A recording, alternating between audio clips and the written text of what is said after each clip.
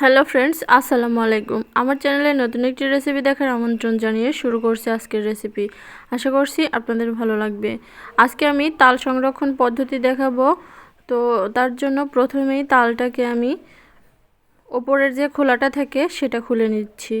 আর এটা খুবই সাবধানে খুলবেন, কারণ এটা খুবই শক্ত থাকে, হাতে লেগে যাওয়ার সম্ভাবনা থাকে।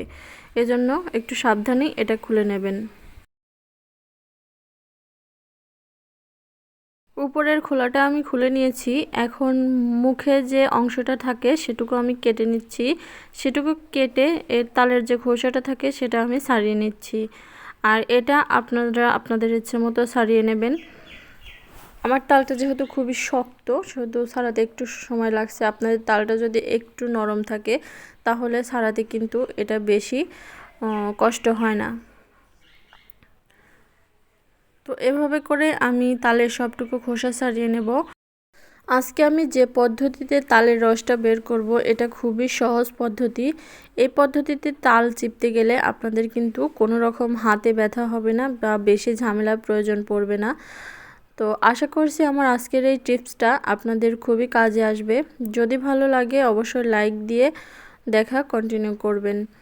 তো তালের এই অংশটা একটু তিতো থাকে, যার জন্য তালটা তেতো লাগে, তাই এই অংশটা কিন্তু ফেলে দিতে হবে। আর খুবই ভালো করে এই অংশটা এভাবে ফেলে দিতে হবে, একটুও যাতে না থাকে। তারপরে আমি তালটাকে ছাড়িয়ে নিচ্ছি।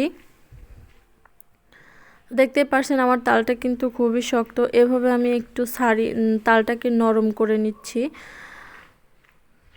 কারণ খোসাটা খুবই শক্ত থাকে। এভাবে করলে খোসাটা একটু নরম হয়ে যাবে। আপনারাও এভাবে করে নেবেন। তো এখন একটা তালের আঠি নিয়ে নিয়েছি আর এরকম একটা কাঁটা নিয়ে নিয়েছি। এখন এভাবে ঘষলেই কিন্তু তালের রসটা খুব সহজে বেরিয়ে আসবে।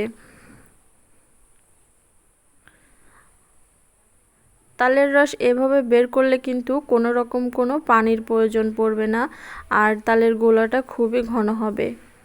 আর এটা যদি বছর জুড়ে ফ্রিজে সংরক্ষণ করেন তাহলে কিন্তু ফ্রিজে দেখা যায় অনেক সময় তালের রসটা রাখলে অনেক পাতলা হয়ে যায়। এভাবে রাখলে কিন্তু সেই সমস্যাটায় আপনাদের পড়তে হবে না। তো এই যে দেখুন, এভাবে করে আমি সবটুকু তালের রস বের করে নিয়েছি। আর এর মধ্যে কিন্তু আঁশ খুবই কম থাকে। আপনারা দেখতেই পারছেন এটা কতটা ঘন হয়েছে। তো এভাবে করে সবটুকু রস বের করে নেওয়ার পরে আমি এখন একটা স্ট্রেনারে এভাবে তালটাকে সেঁকে নেব। এখানে কিন্তু বেশি আঁশ নেই, তবুও তালটা যদি সেঁকে নেন তাহলে একটা স্মুথ ব্যাটার হবে। তো এভাবে সবটুকু তালই আমি সেঁকে নিচ্ছি। আপনারা চাইলে এই কাজটা হাত দিয়েও করতে পারেন। এই যে দেখুন, তালের জুসটা যেহেতু একটু ঘন, তাই একটু সময় লাগবে এভাবে করে নিতে। আপনারা চাইলে এর চেয়ে বড় কোনো ঝাঁঝারি দিয়েও করে নিতে পারেন। তো এই যে দেখুন, আমি সবটুকু তালের বের করে নিয়েছি রসটা। আর এখানে একটা তালের কতটুকু রস বের হয়েছে আপনারা দেখে নিশ্চয়ই বুঝতে পারছেন। এখন একটা কন্টেনারে এভাবে আমি রেখে দিব।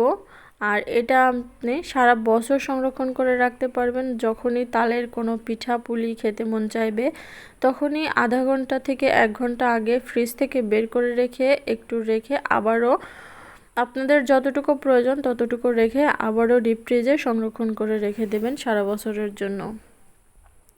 তো আশা করছি আমার আজকের এই সহজ এবং সিম্পল টিপসটা আপনাদের ভালো লেগেছে। যদি ভালো লেগে থাকে অবশ্যই লাইক, কমেন্ট এবং শেয়ার করে দেবেন। আর যদি শেয়ার করে থাকেন তাহলে অন্যরাও দেখার সুযোগ পাবে। আর আমার চ্যানেলটা সাবস্ক্রাইব করার অনুরোধ রইল, যাতে করে পরবর্তীতে এরকম কোনো ভিডিও আপলোড করলে নোটিফিকেশন আপনাদের কাছে পৌঁছে যায়। তো সবাই ভালো থাকবেন। আল্লাহ হাফেজ।